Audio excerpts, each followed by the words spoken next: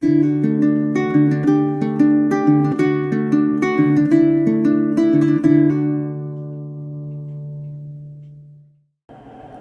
guys, Doug the Michigan Piper here in the Pipe Rest, and I got something new I'm smoking today. I'm smoking a Meerschaum.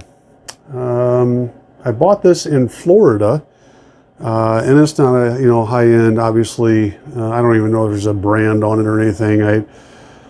I was down in Florida. We were down at an old flea market thing, and it's not an estate Meerschaum or anything like that, but I've been kicking around the idea of getting a Meerschaum just to try them out.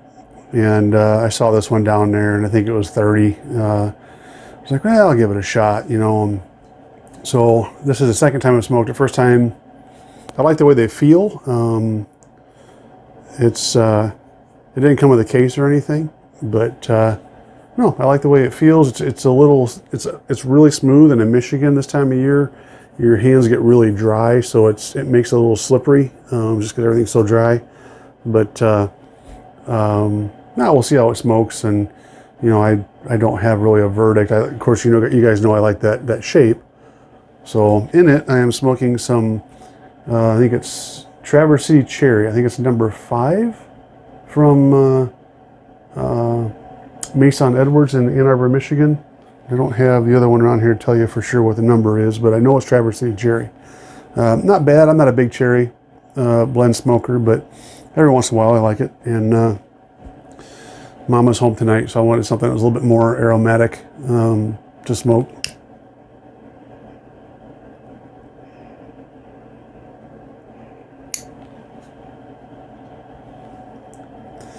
And then I am drinking some black licorice tea. Not in my Distinguished Gentleman mug. This is my M22 mug. Funny story about this mug.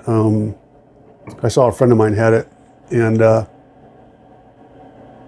he's a rider, motorcycle rider,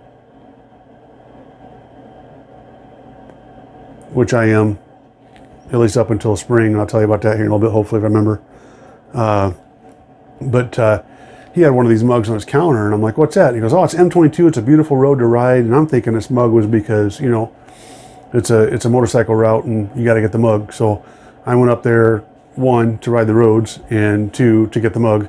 And I walk into the store, and it's not a motorcycle store. It's M22 is more of a, I don't know, feel-good store for, I don't know how to describe it. I want to say preppy, but I know that's an outdated word. But definitely not my kind of store. So I went in, bought the mug, and got out. But it's one of my favorite mugs. So, but yeah, I am. I don't know if I told you guys, but I think I'm gonna hang up the motorcycle riding. When I went to, before that even, I got to the point. I've got tinnitus really bad, and the hearing aids help, but I noticed that when I ride the bike, it exasperates the problem. I'm sure it's because, so to back up a little bit, tinnitus, what they think it is the brain's way of putting sound where you can't hear that sound anymore. So that's why tinnitus a lot of times is a high-pitched noise, because a lot of us lose our high end in the hearing spectrum. And so you get this, in my case, it's a squeal. You think about that squeal when the bullhorns, when you're talking, and it gets the feedback and it squeals. That's what I have in my ears constantly.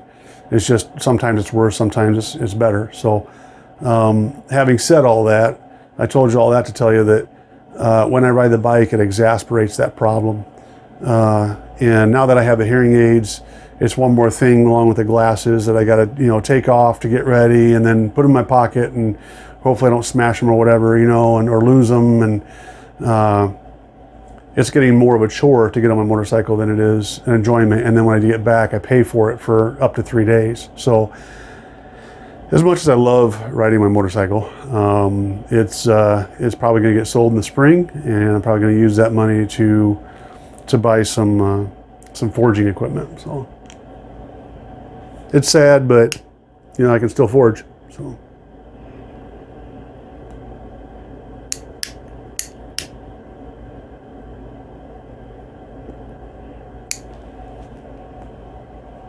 Oh, and I want to tell you guys, most of you won't have been paying attention to this, but just in case you were, you'll notice in several of my last videos, I'm wearing the same sweatshirt. I would like to assure you, for starters, that I do wash my clothes. So what I do is, especially in the winter time here, and when Mama's home, she is not a pipe fan, and so what I'll do is I'll leave a sweatshirt down here to cover up with. Hence the reason for the hat. And then when I'm done smoking my pipe, I leave the hat and a sweatshirt down here, go up, put a different sweatshirt on, so it's not quite as overbearing for her. So yes, I do wash my laundry.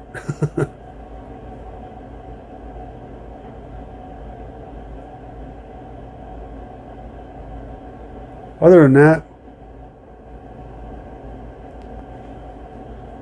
there's not a whole lot going on. I gotta go to the doctor's office tomorrow and get some things ironed out, and nothing major. But looking forward to the weekend, and looking forward to the spring, believe it or not, because I think that I'm down to 3 hives from 7 of my beehives. And in Michigan, where I'm at, the average beekeeper loses about 50% of his bees over the winter. And as much as I like 4 seasons, I'm ready for spring to show up, because I don't want to lose any more bees. And I think I've only got 3 hives left, so.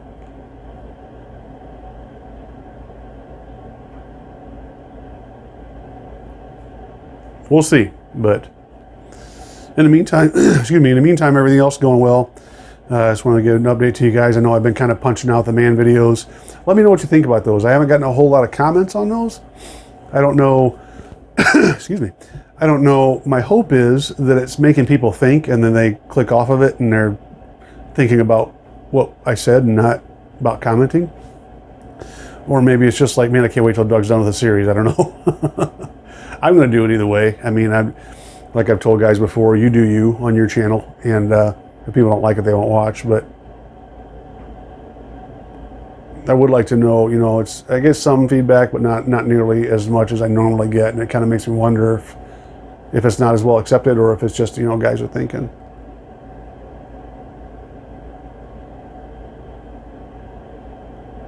I try to throw one of these videos in there every once in a while, because I know I try to keep those at 3 minutes, and you want to, it's not like it's a race, it's not like it's simple subjects a lot of times that I'm talking about,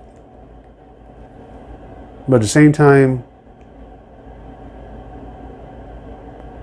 those videos are to, one, help the guys or the young men that don't have any exposure to what a true man is, and 2, kind of polish off guys that have, and maybe have forgotten a thing here or there.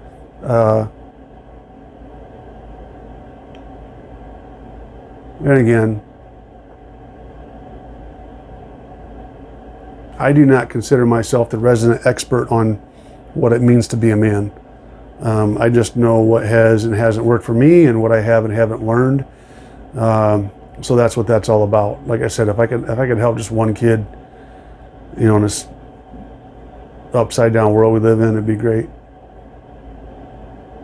Or adult. So, all right. I'm getting into the babbling mode, so I'm going to leave you guys be. But guys, I hope you're all doing well. Until next time, you take care.